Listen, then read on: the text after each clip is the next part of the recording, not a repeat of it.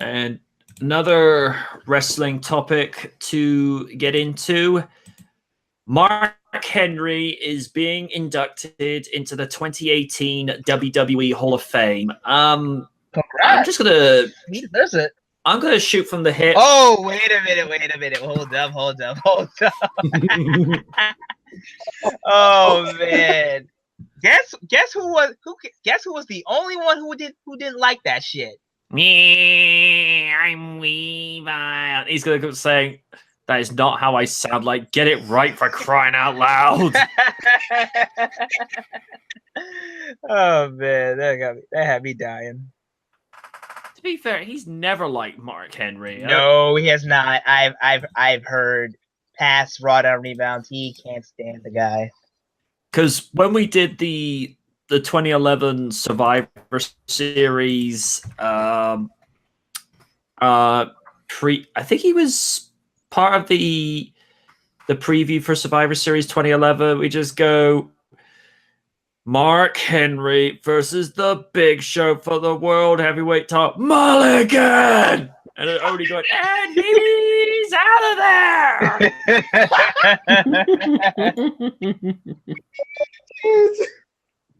But this is before we started being a little bit more specific with the Mulligan rule.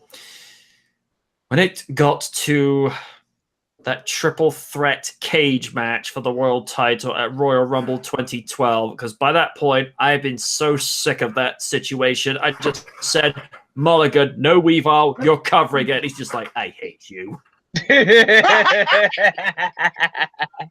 But that match was a piece of crap. It was. I mean, by that point, we'd already had enough of Mark Henry and Big Show, because we're like, yeah, we get it. You two hate each other. Can we move on to something else? And even Bryan's world title reign was getting pathetic, and the icing on the cake of pathetic said title reign, the opening match of WrestleMania 28.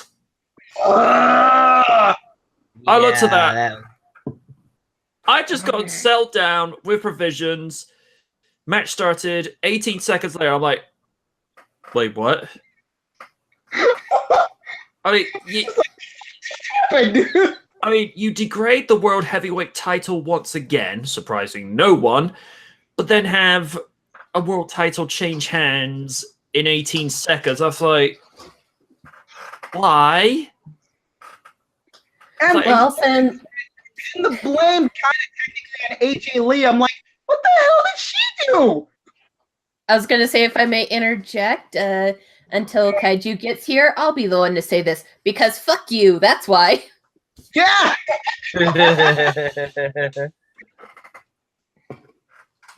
Because I think people were still pissed throughout the pay-per-view. They're like, you're taking one of your better champions that we actually like, and you're pushing him to the sidelines. It's like, fucking great.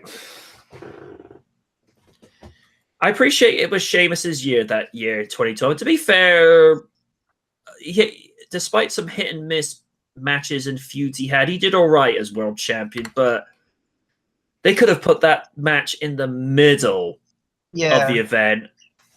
Their match at Extreme Rules, should have happened at Mania.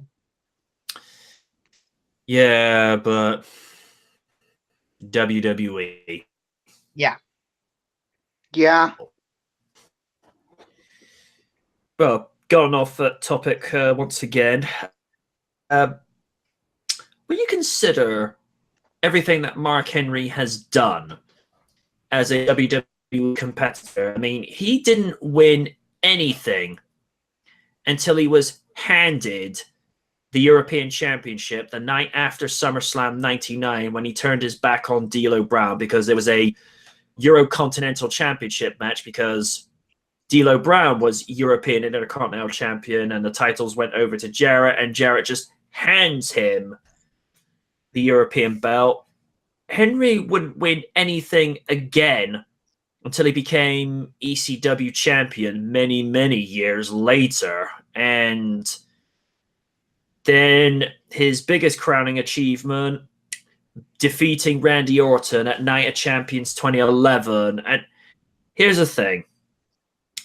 I appreciate it's just the heel character and all, but you get Henry complaining, saying, I've not been given any respect. You know, all you people do is put me down. It's like, you finally get the title and you're still complaining. It's like, oh, for fuck's sake, get out of my face. Right. Yeah, that was a turnoff.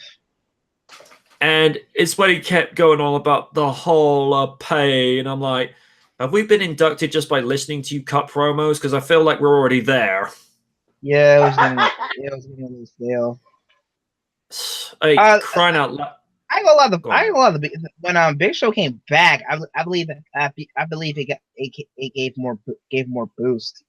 And Big Show was a little bit more credible because he spoke from the heart. It's like, I am going to take this WMD and sock you in the face.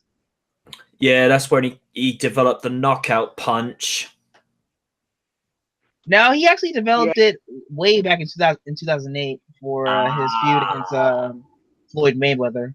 Oh yeah, that was a thing. Ugh. Yeah. And of course, he's been involved in a few interesting setups. He's been involved with The Nation, which, let's be honest, did he really do anything noteworthy with that stable? Not really. But getting impersonated by X-Pac. Nope. Oh yeah, Mizark Henry. That I appreciate. It's just a means of taking the piss out of The Nation by DX, but it's just like, yeah, let's not say we did. Then there was the first of actually no, this was included with that particular one. There was the hot sexual chocolate gimmick, which God, that hurt. I'll give it this. He had a decent entrance theme to that, because I'm like, I'm not gonna lie, for late 90s, early 2000s, they hit the right note with that, because that was the sort of tone that a lot of R&B songs were going for at the time, I think. But what also occurred at that time, and Lydia, I hate to bring this up. Oh, please no. Please no. Oh God, no. No. The relationship with Mae Young. Oh God, no. It's my dream. Oh God. Oh no. MJ, I seldomly do this. I do this out of love and out of respect. Come here. Bad MJ. No. Oh my. Oh God.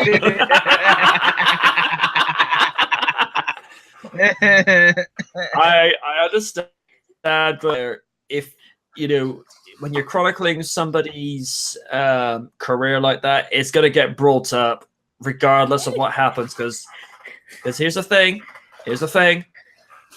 In 3 years, when I go to cover Sonic's 30th anniversary, that game is going to get brought up again.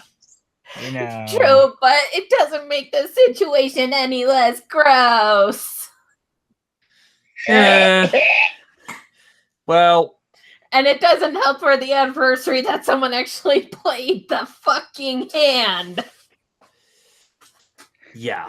Oh good. Oh good. Mental pictures. To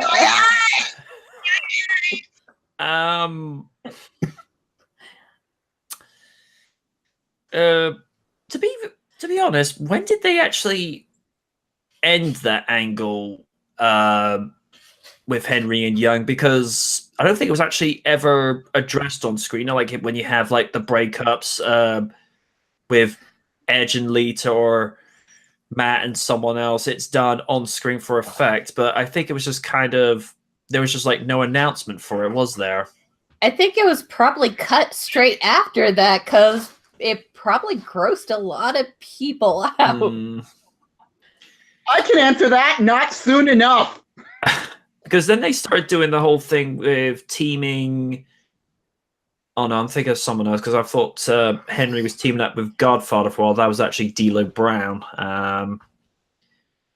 Then Henry kind of just sort of faded into obscurity for a little bit before he gets drafted over to SmackDown, and unfortunately, like so many people on SmackDown, they were all made to be Lesnar's bitch at the time. Yeah. Which, that was always fun to watch. Like the equivalent of Triple H. It's like the equivalent of Triple H when he had the World Championship. Yeah, that's a thing that'll probably get covered around the September part, because September 2 this year will be 16 years since brought the World Heavyweight title into existence. Mm-hmm. And it wouldn't be the last time a superstar would be awarded a title. Need I remind you, No Mercy 2007, Orton is just handed the WWE title after it was stripped from John Cena. Yeah. Oh, yeah. And it was the first pay-per-view to have 3 WWE title matches in one evening. Which weren't too bad, especially the main event. Because originally it was just going to be Triple H versus Umaga in the middle of the event. It was like, well, you've won the title at the beginning, you're going to defend it in the middle. Now Orton's reinvoked his rematch clause, so Triple H has already had one competitive match, a match with Umaga, which is basically trying to go in and wrestle with a car wreck, because Umaga was just a bruiser back in the day. And then having to face Orton in the last man standing match, which that's a match situation you don't want to be in. And Triple H knows this well enough because he had one 7 years prior with Jericho, which, and here's the thing. Even to this day, I find it a miracle that Triple H stood up against an injured opponent in Jericho, because Jericho was taped up that night. And yet, Triple H was the victor, but he was down for 11. Mind you, on the subject of that also featured... That was one of the 3 main events that were featured for Fully Loaded, and one of which was Kurt Angle versus Undertaker in his American Badass persona. Then there's the word on the wire that's going around, and this is another one of those Occam's razor situations. Kid Rock is going into the Hall of Fame this year for the WWE. Undertaker is supposedly having one more match at WrestleMania. What was the first theme that Undertaker had during his American Badass persona by what artist? Kid Rock. Here's how I think this is going to go. I think they're going to be very cryptic with Taker's response to John Cena, because so far Taker had given no response despite Kane chokeslamming Cena, which is not the first time he's done that to him. Because there's a very similar setup that they did for WrestleMania 31, where Bray Wyatt was sending out verbal taunts, and then Taker responds in a pre-recorded voiceover saying, "I'll see you at WrestleMania," and because they didn't know what version of Taker was going to be there, so lights go out. Well, little lights were able to go out. This was still during the daytime. Kind of ruins the ambiance, guys.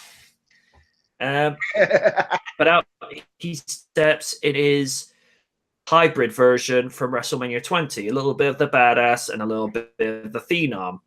My thinking is, and this is how it's going to go, and prove me wrong, WWE.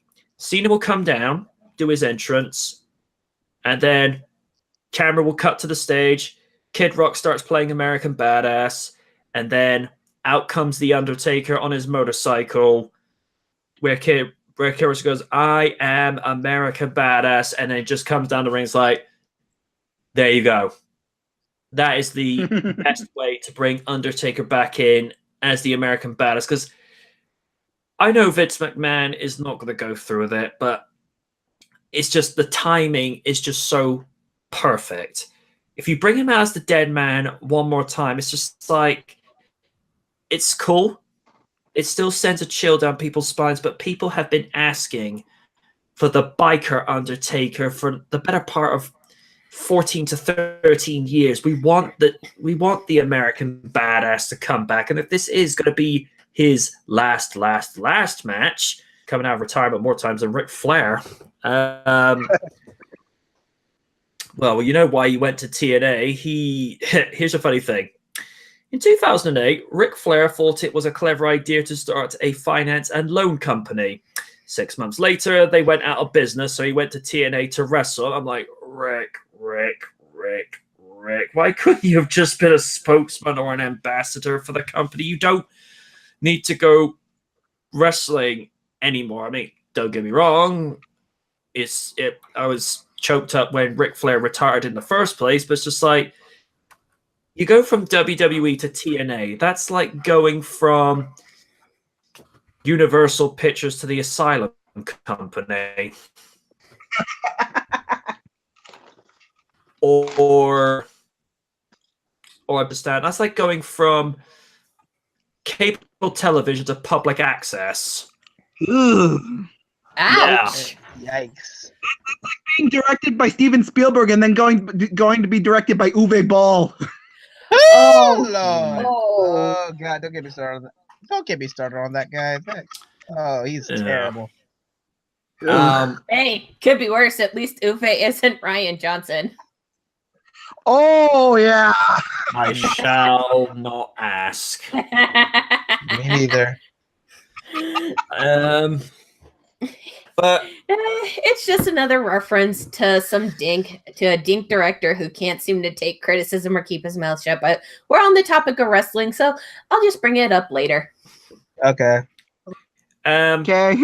And of course, with regards to what Henry has done in the last 6 to 7 years since being world champion, he hasn't really done anything noteworthy except that weird thing in the middle of 2013. He's going to say, "Oh, I'm going to hang up his boots," and then turns on Cena. It's just like, oh yeah, like we haven't seen this before. I think he's at the stage now.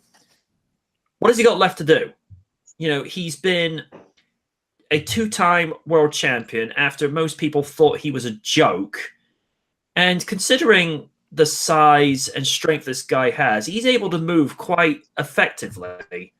I think Hall of Fame, that was the last thing for him to do. I mean, what else was he going to do? I mean, it's a similar context with regards to Taker and his wrestling accomplishments. He's a multiple-time world champion. He's the number 30 spot. He's created countless match types and had memorable feuds. Hall of Fame's the last one.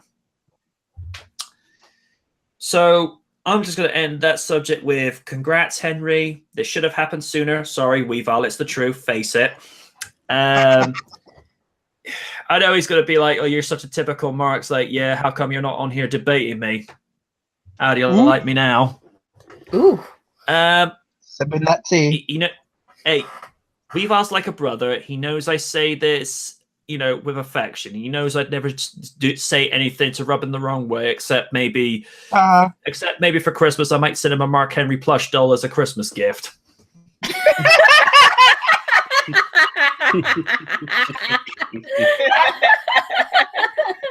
Quickly round off Mark Henry's Hall of Fame induction, because I feel like there's going to be a theme where we just drift from one topic to another. Raiden, isn't it always? Touche. Okay. Let's see. Yeah, he definitely deserves to be in the Hall of Fame. And I do agree. Like, there was some stuff that he didn't really do that well, but he made for what it is. Hall of Fame. It was pretty good, even though his character was like overbearing and everything. Mm-hmm. But all in all, with his success, he definitely deserves to be in the Hall of Fame. So good on him for that. And I'm just gonna say this: the Hall of Fame this year, it has to be the weakest. I'm just saying. I mean, yeah, the ones I'm looking forward to, one that I'm looking forward to getting inducted is the Dudley Boys and Goldberg, and a little bit of Mark Henry. But after that, that's it. The Dudley Boys are well overdue, and it's kind of fitting that they've got Edge and Christian inducting them. When? I'm going to just keep it short and sweet. Congratulations, Mr. Henry. It's well deserved. While some of the scenarios you were stuck with were a little over the top, you went through every single scenario like a champ. And the fact that you were the champion of the World's Strongest Man competition a while back, that's something admirable and should give you notoriety. So it's well deserved. Congratulations. Lydia? I'm with everybody. Like, gonna parrot what everybody said. It's a well-deserved slot for him. I will admit, I have to agree with Raiden. It is a weak Hall of Fame. Aside from the Dudley Boys and Mark Henry, heck, even Ivory getting inducted is good. But Kid Rock, I need a shower. They honestly reckon with the amount of people that they're inducting, in about 20 years, they'll run out of inductees. Oh, yeah. Camera guy in the audience. Angry Miz. Oh, God, I remember that. She's a legend for dealing with the obnoxious stuff of the Miz. I commend her for dealing with that shit. Trying to deal. All in all, I'm glad that he's getting inducted. It's well deserved. He put up with a lot of crap, and he's for putting up with that crap. So congratulations to him. You do realize, like I say, saying in 20 years they're going to run out of inductions because somewhere and some way down the line, to steal a line from Raiden, Mrs. Succubus will be inducted. Oh, God. You know it's coming. I know, but I ain't gonna see that shit. You will see me go Super Saiyan. You will see me go Ultra Instinct and murder that bitch. I mean, if when Triple H goes in, fully deserved, because say what we will about some of the stuff that's going on backstage, given what the man is given to the business, he deserves it. Very true. Of course, if they induct Evolution to the Hall of Fame, it means Ric Flair will be inducted once again. That'll make him a 3-time Hall of Famer. But then again, if they also induct DX, that means Triple H gets inducted twice, and so does Shawn Michaels. Which that'll be an interesting set of circumstances. Of course, they keep teasing him. It's like, oh, when are you going to come back to wrestle? He's like, I don't need to. And it's like, why are you in the Marine 6? I'm like, oh, for goodness sake, Sean. That's good. He was in there, along with Becky Lynch.